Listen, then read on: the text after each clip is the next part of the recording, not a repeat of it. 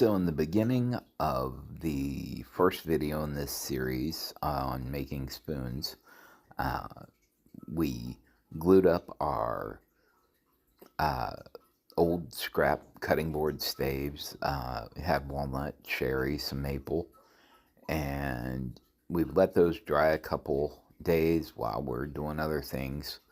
And now I'm setting up planer, and I'm going to go ahead and get those uh, fairly planed, not perfect, uh, because we're going to be carving them. But I don't want anything that is going to catch the burr and make things worse for a person who, like me, who doesn't really know how to carve with a burr on a grinder. So there's going to be some learning curve to all of this process. Right now we're just playing down the blanks. Here in a couple of minutes we'll get over to the bandsaw and get that going. But I had enough scrap wood to make a fair number of blanks. They're thinner, so these are probably going to be my spatulas or my spurtles. I've got a nice piece that will eventually wind up probably as a cake knife. And then, I'll use offcuts to make a few butter knives. Here I've drawn the pattern for a spatula with an extra long handle I can trim. And here are the blanks for the other utensils that I'm about to cut out. Alright, so today I'm in the shop. I'm going to cut out the utensil patterns that I drew out yesterday.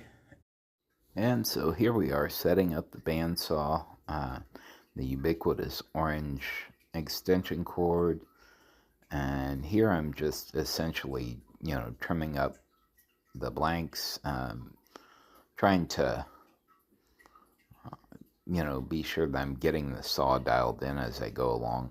You'll see here in a little while that there's some issues with blade tension and things. It's an older saw, and the ProTech was not by any means a premium brand. I think my father-in-law got this saw at an auction probably, I don't know, 2015 or 2016, and it sat in his garage after probably being in a barn for who knows, 20 years, whatever.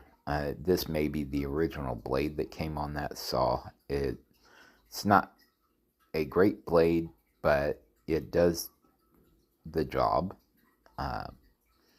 Doesn't cut as tight as I would like. It doesn't, the saw itself doesn't track as straight as I would like. But it's as dialed in as I can get it. It needs a new spring, so regardless, every time you use it you need to tighten up the blade tension. And so here I am making lots and lots and lots of small cuts to hopefully make the cutting out of the pattern easier on myself. And we're tracking around there pretty good. I do have to watch because sometimes it'll skip, sometimes it'll bite, and then we, because the blade tension issue, it sometimes wants to turn into your material instead of following my line. And I'm sure a lot of that is operator error because, I don't use it all that often.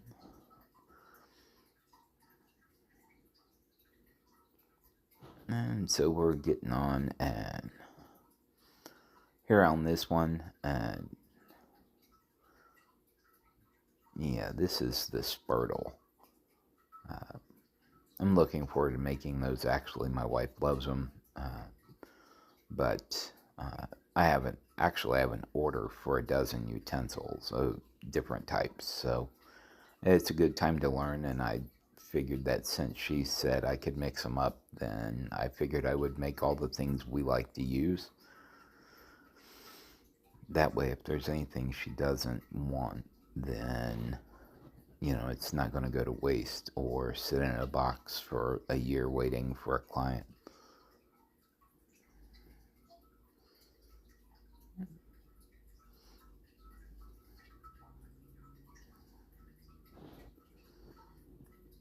Made pretty good time. It didn't take a terrible long time to cut these things out. The thing about doing this for the first time and trying to feel your way through it and figure things out as you go, you get to learn some new skills. You get to practice with some tools that you're not overly familiar with. And so we're getting close to the end. I've got a few more cuts left to make, and these utensils are going to come out. Not, you know, the patterns are going to come out nice.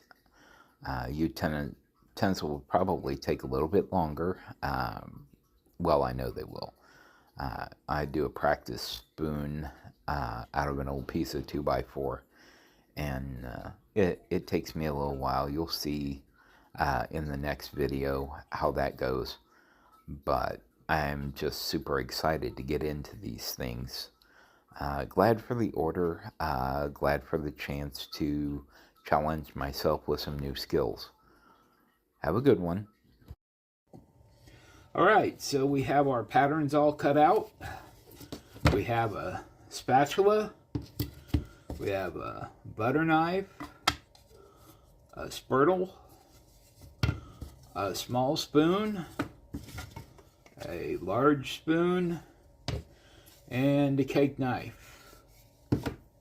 Now I need to dress them up a little bit on the sander to make them all pretty, but consider I'm not a person who usually makes patterns. I'm ahead. So I'm going to go ahead and get this done, and I'll talk to you later.